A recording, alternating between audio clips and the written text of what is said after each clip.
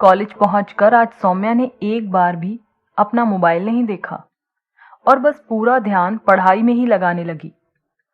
शाम को जब फ्री होकर घर जाने लगी तब मोबाइल निकाला, देखा तो साहिल के कई सारे मैसेज पड़े हुए थे।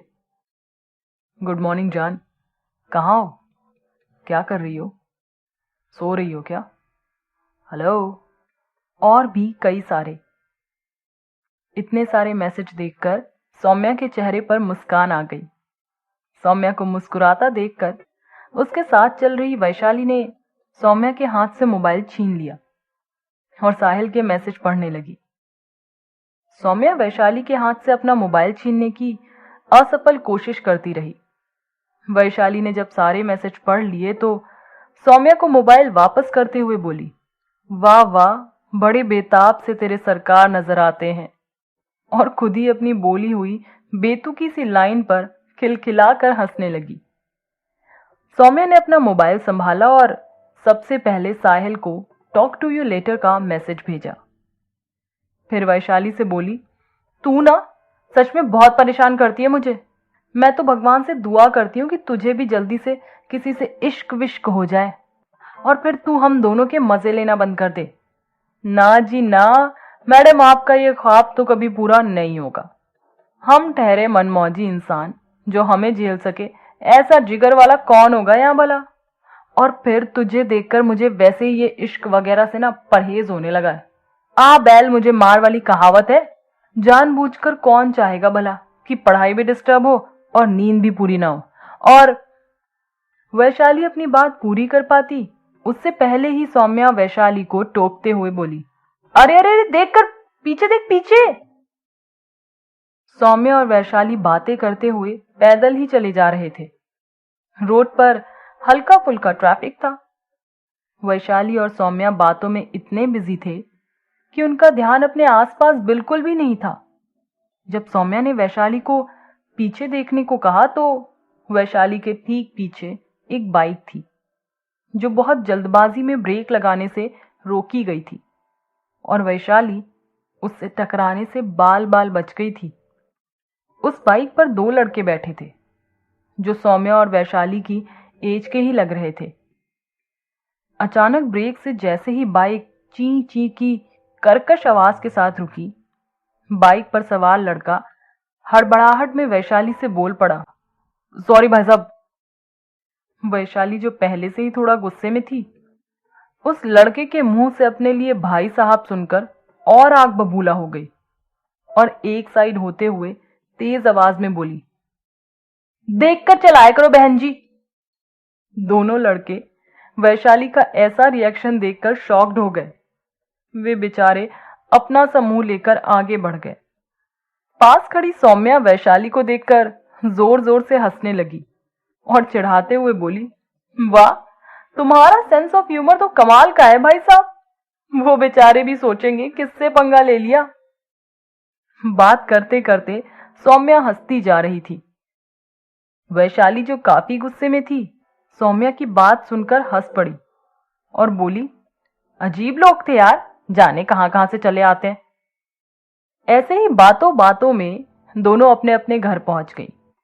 घर पहुंचकर सौम्या ने हाथ मुंह धोकर और कपड़े वगैरह बदलकर सबसे पहले साहिल को कॉल किया और आज दिन भर की सारी बातें बताने लगी।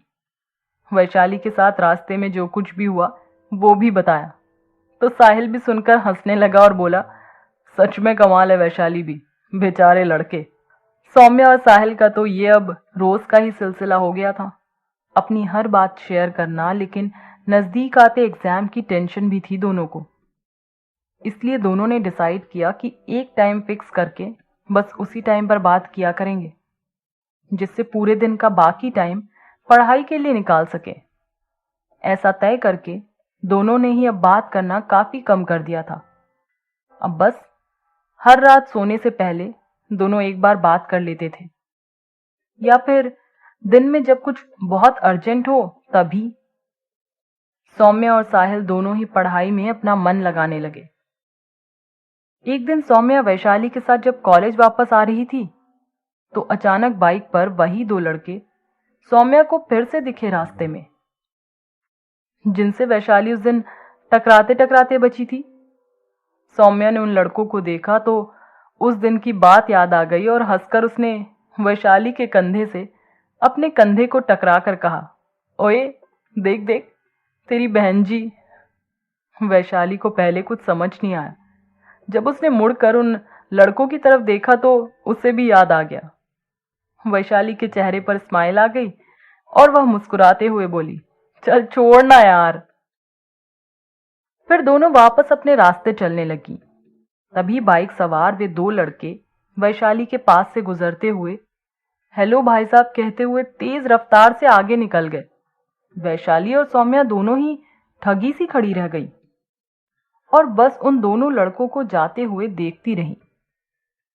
वे दोनों लड़के भी ऐसे हंस रहे थे जैसे कोई जंग जीत ली हो। वैशाली को बड़ा गुस्सा आया। आज वह जवाब नहीं दे पाई थी। ऐसा ही होता है ना, अगर हम अपने मन में आए विचारों को सामने वाले को ना बता पाए तो वो विचार हमारे मन में ही उथल पुथल मचाते रहते हैं, और फिर चाहे ऐसा गुस्से में हो या प्यार में, लेकिन होता यही है। तो बस वैशाली भी ऐसे ही गुस्से में भुनभुनाते हुए रह गई। करती भी क्या वो, अब वो लड़के तो उसे चिढ़ाकर जा भी चुके थे। सौम्या को भी पहले तो बड़ा गुस्सा आया था, पर जब वैशाली का गुस्सा उसके चेहरे पर देखा तो उसे हंसी आ गई।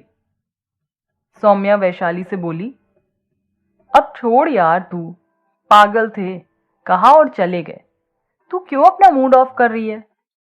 वैशाली ऐसे ही गुस्से में खींचती हुई बोली, यार गुस्सा इसलिए आ रहा है क्योंकि मैं उनको कुछ जवाब नहीं दे पाई। कल मुझे लगा था कि ये लड़के भी याद रखेंगे कि किससे पंगा ले लिया, पर देखो आज ये कैसे मुझे छेड़कर चले गए। सामने रुकते ना तो आज मजा चखाती उनको ढंग से।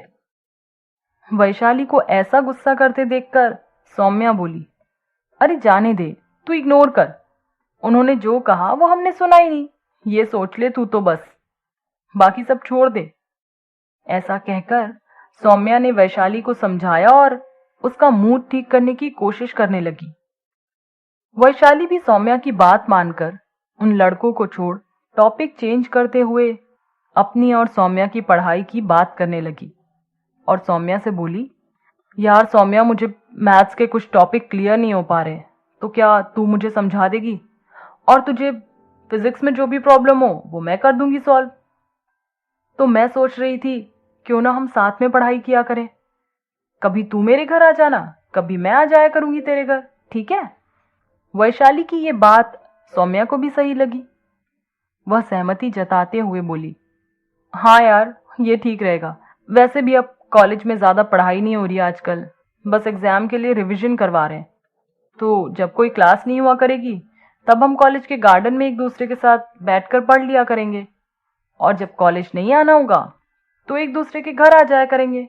ओके, यही करेंगे, वैशाली ने कहा। बात करते करते दोनों अपने अपने घर पहुंच गए।